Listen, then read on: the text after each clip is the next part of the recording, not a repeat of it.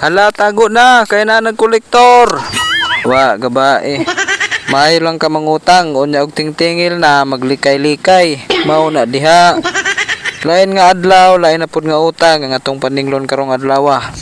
Pero karong adlaw, dili ta maningil. Mag-release taron og kwarta sa usa sa customer namo. Lain na pud nga customer ang atong matabangan karong adlaw. Kaya nagkinahanglan ko na siya og kwarta. Kaya pangdagdag og puhunan sa iyang tindahan. Sakto kuno pod kay nag-release niya, moderetsyo na siya sa merkado aron mangumpra. Tinuod ang giingon nila nga dagko ang interes sa mga arawan.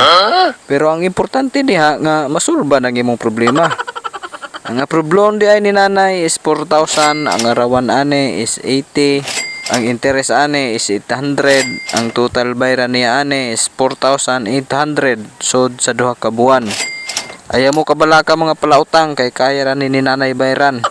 Nakailan ako niya, maayo kayo na siya mubayad. Di ni siya pareha sa uban nga magtago-tago og tingtingil na. Unya, anhin na lang kukutob. Salamat sa pagtanaw. Palihog na lang kog share ane. Aron makibaw po itong mga palautang. Bahalag di mo subscribe. Wa gabae.